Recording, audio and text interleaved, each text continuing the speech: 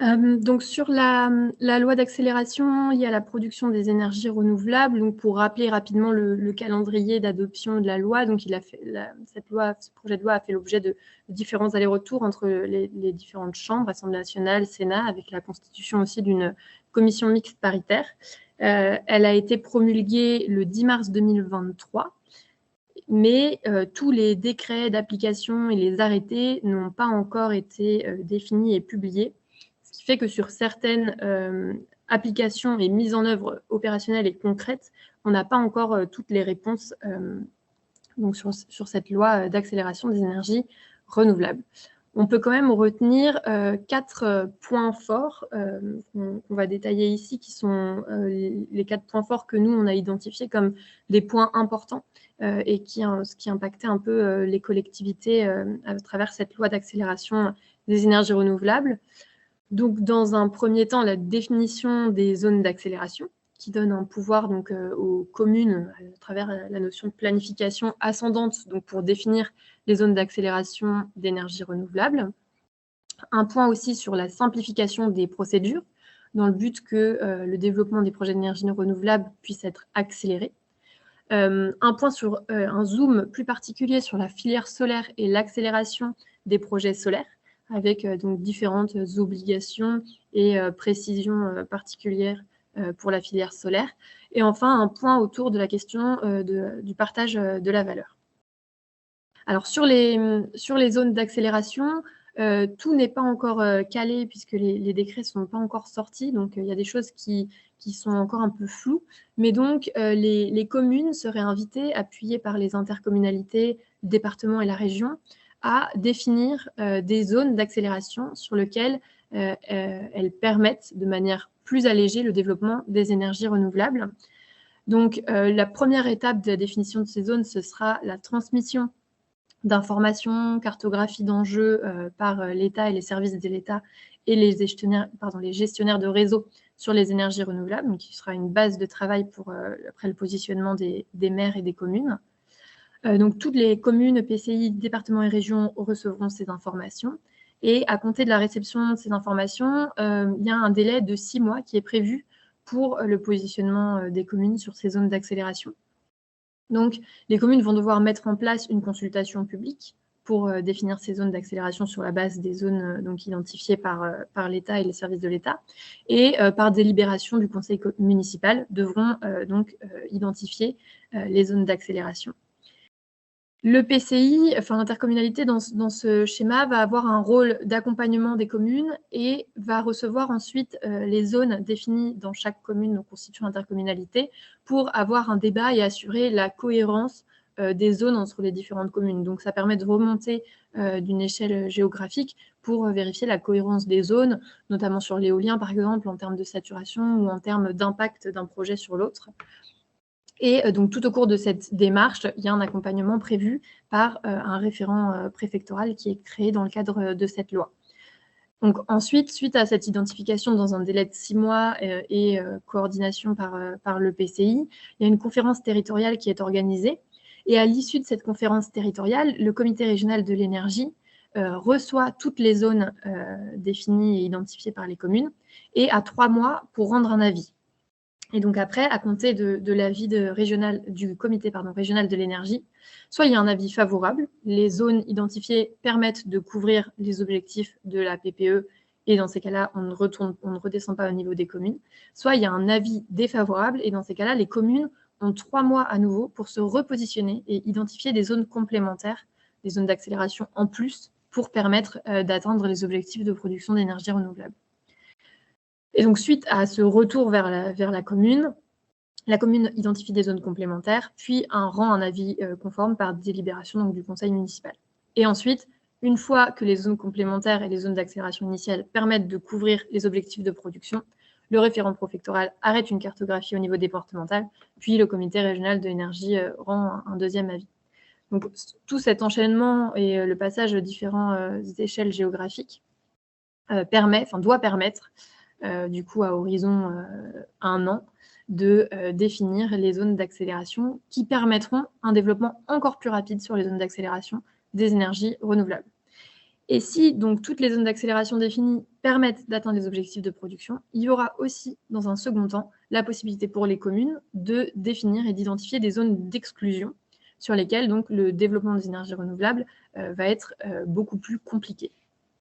Mais il est possible pour une commune de définir des zones d'exclusion uniquement si les zones d'accélération définies permettent de couvrir les objectifs de production d'énergie renouvelable. Voilà sur ce premier point des zones d'accélération de la production d'énergie renouvelable. Ensuite, le deuxième point important qu'on a identifié à la lecture de la loi, c'est la simplification des procédures. Donc, les zones d'accélération seront identifiées dans les documents d'urbanisme, que ce soit donc les PLUI, les PLU ou les SCOT. Ce sera soit inscrit dans les OAP des PLU, soit dans les DOO, les documents d'orientation et d'objectifs des SCOT. Et dans le cadre de cette modification d'urbanisme, ce sera une procédure de modification simplifiée. Et de manière générale, cette loi permet aussi le recours à la procédure de modification simplifiée d'urbanisme dès lors que la modification vise à favoriser la production d'énergie renouvelable. Donc, c'est une simplification des procédures d'urbanisme qui vise à gagner du temps aussi sur le développement des énergies renouvelables. Un autre point important, c'est la création de la présomption de justification du projet par ce qu'on appelle une raison impérative d'intérêt public majeur. Donc, cette raison d'impératif d'intérêt public majeur, elle sera donnée au projet en fonction de la filière et de la puissance du projet énergétique. Pour l'instant, on n'a pas plus de précision. On attend un décret d'application qui doit définir les conditions de définition de raison d'impératif d'intérêt public majeur. Un autre élément important qui va permettre d'accélérer le développement des énergies renouvelables par cette loi, c'est la volonté d'accélérer les délais de raccordement et aussi de renforcer les capacités globales du réseau pour permettre une absorption de l'électricité produite par tous ces projets par les réseaux électriques. Et puis, la question aussi de la prise en charge par l'État d'une partie des coûts de raccordement en fonction des projets et des enjeux de raccordement. On en parlait tout à l'heure, la création d'un référent préfectoral, donc pour faciliter les démarches administratives, notamment accompagner sur l'identification des zones d'accélération. Et puis la création aussi d'un médiateur des énergies renouvelables pour accompagner les collectivités sur les questions d'acceptabilité et les points bloquants des projets d'énergie renouvelable. Donc voilà, de manière générale, il va y avoir est visée par cette loi une simplification des procédures et, comme je le disais tout à l'heure, encore plus sur les zones d'accélération où les délais commissaires-enquêteurs sont diminués, les délais aussi de la phase d'examen passent à 3 mois. Donc voilà, la volonté de diminuer les délais administratifs, surtout sur les zones d'accélération, définies comme zones d'accélération. Le troisième point, donc le zoom plus sur le solaire. Sur la filière solaire sur laquelle donc, cette loi d'accélération met l'accent, il y a différentes mesures aussi qui visent à favoriser, simplifier, voire obliger le développement solaire. Donc, tout d'abord, la suppression de la marge de recul loi Barnier. Donc, c'est pour tout ce qui concerne les projets solaires proches d'un axe de circulation. Donc, auparavant, il y avait le recul loi Barnier de 75 à 100 mètres, donc qui interdisait toute construction dans les 75 à 100 mètres autour d'un axe routier important. Et donc, cette marge de recul, elle a été supprimée et cette interdiction de construction a été supprimée uniquement pour les projets solaires, donc qui n'auront plus besoin maintenant de faire une dérogation loi Barnier et qui pourront s'installer à proximité des routes. Cette suppression, elle est relativement importante parce qu'il y a beaucoup de potentiel solaire qui est le long des routes sur des délaissés routiers et dans la priorité donnée au développement solaire sur des terrains de moindre enjeu foncier. Donc l'enjeu sur ces délaissés routiers est relativement important. Ça simplifie le développement des projets solaires sur les délaissés routiers, donc à proximité des axes de circulation. Puisque, en effet, ce qui est précisé dans la loi d'accélération aussi par rapport à l'agrivoltaïsme, c'est de vraiment simplifier les procédures, surtout pour accélérer le développement solaire sur les terrains de moindre enjeu foncier et les friches. Donc, on en parlait tout à l'heure, tout ce qui est décharges communales, anciens sites pollués ou anciennes zones industrielles et zones d'activité. C'est en priorité sur ces terrains-là que va être développé le solaire. Et donc, il y a un régime d'autorisation qui sera différent et plus facilitant sur les terrains de moindre enjeu foncier, donc que sont par exemple les délaissés routiers. D'un autre côté, donc il y a un certain nombre d'obligations également pour encourager le développement du photovoltaïque en ombrière de parking, avec notamment l'obligation à partir de 2027 de couvrir au moins la moitié de superficie des parkings qui ont une surface supérieure à 1500 m². Donc, cette obligation, elle va permettre un développement du photovoltaïque en ombrière, toujours dans la même idée de d'abord équiper les parkings et les zones de moindre enjeu foncier avant d'aller grignoter des terres agricoles. L'autre obligation, c'est une obligation d'équiper de panneaux solaires les bâtiments d'une emprise au sol qui sont au moins égales à 500 m². Donc, tous les bâtiments de plus de 500 m² devront soit être équipés de panneaux solaires, soit mettre en place un système de végétalisation. Donc là, il y a une autre possibilité. Il y a soit l'équipement, soit la végétalisation. Là où sur les parkings, tous les parkings de plus de 1500 m² devront être couverts à horizon 2027 d'ombrières photovoltaïques. Et enfin, on en parlait tout à l'heure aussi de l'agrivoltaïsme, donc dans la loi, la volonté d'encadrer l'agrivoltaïsme avec une clause qui précise que l'installation de panneaux photovoltaïques sur des terrains agricoles doit d'abord servir la production agricole et doit bénéficier à la production agricole, donc en termes d'adaptation au changement climatique, en termes de valorisation agronomique que les panneaux solaires peuvent avoir sur la culture et la production agricole. Donc voilà, c'est vraiment cette volonté d'encadrer. Donc là, pareil, on attend des décrets qui vont préciser cet encadrement de l'agrivoltaïsme.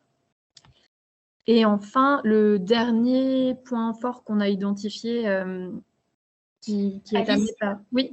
Pardon, il y a juste une question tant qu'on est dessus. Les obligations, est-ce qu'elles concernent uniquement les bâtiments neufs ou aussi les plus anciens ? L'obligation, il me semble qu'elle concerne uniquement les bâtiments neufs, là où par contre les parkings, ça concerne tous les parkings, pas uniquement les parkings qui vont être créés à partir de 2023. Sur les parkings, c'est tous les parkings existants. Sur les bâtiments, il me semble que ça concerne uniquement le neuf, donc à compter de la divulgation de la loi.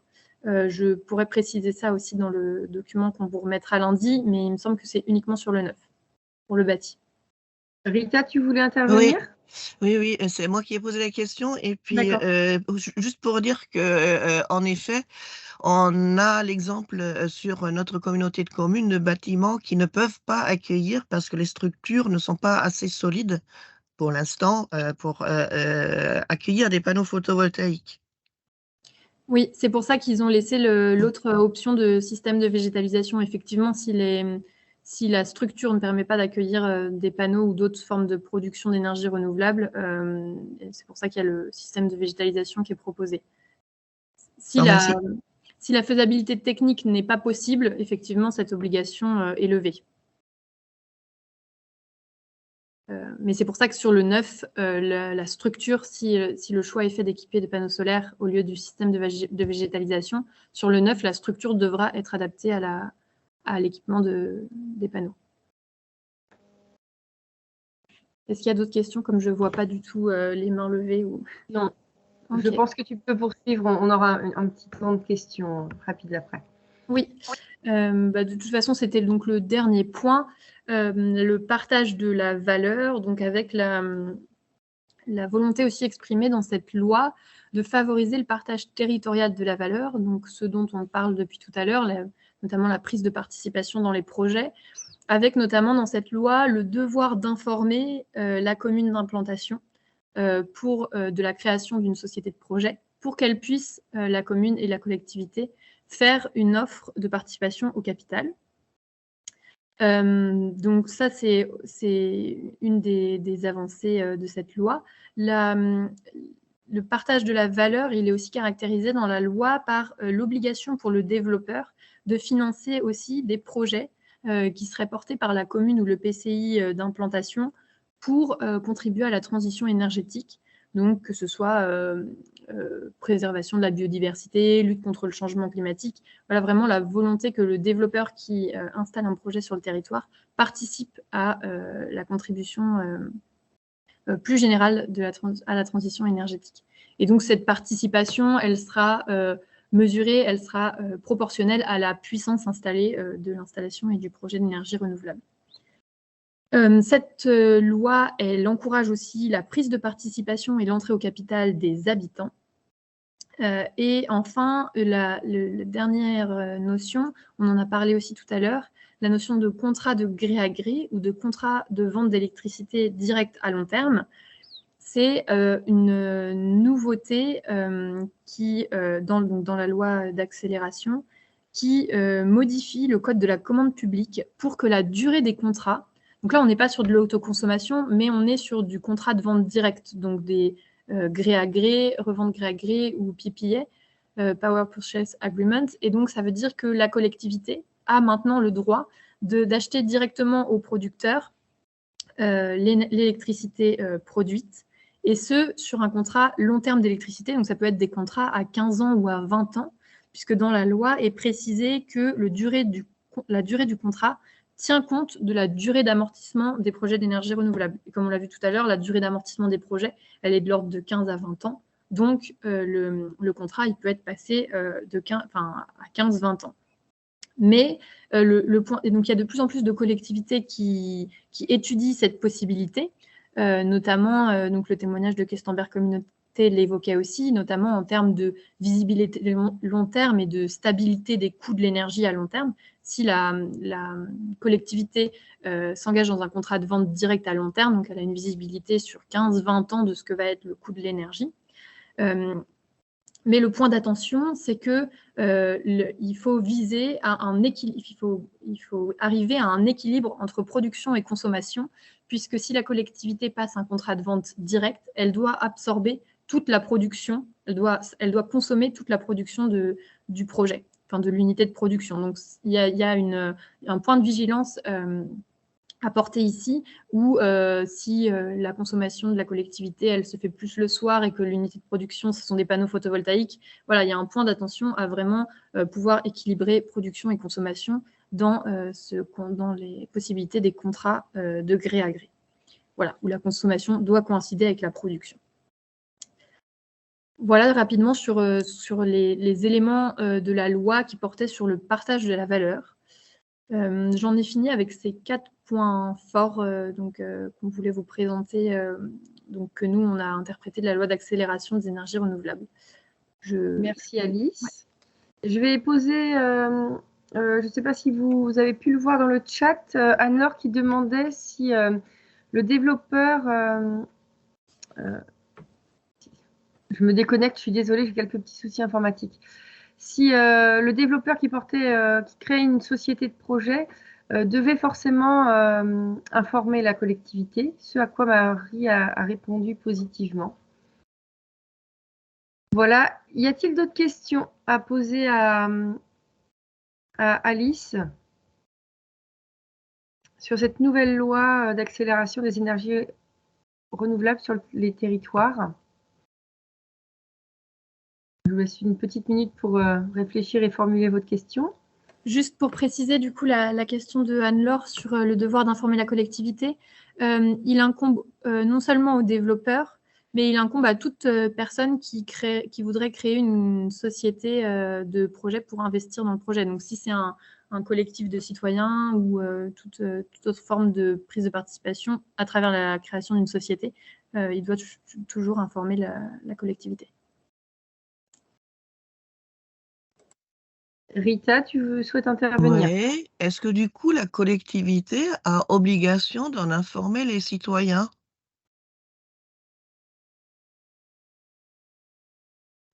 Dans le cas où la collectivité prendrait une participation dans le projet? Non. Si elle est au courant d'un projet, est-ce qu'elle est obligée de communiquer autour de ce projet-là? Par exemple, là, j'ai dans le voisinage le développement de panneaux solaires. Je sais qu'il y a des sociétés qui ont été créées. Mais officiellement, enfin, en dehors du registre des sociétés qui ont été créées, je n'ai pas reçu d'informations de la commune, par exemple. Pour moi, les communes n'ont pas l'obligation, Marie, tu me complètes si je me trompe, mais pour moi, les communes n'ont pas l'obligation d'informer les citoyens dès lors qu'elles ne rentrent pas dans le projet.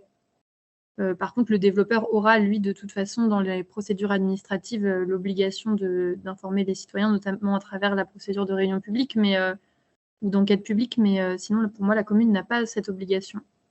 Merci. Et ça peut poser problème aussi des fois à l'échelle des EPCI qui ne sont pas forcément bien au courant de tous les développeurs qui viennent frapper aux portes des communes. Merci.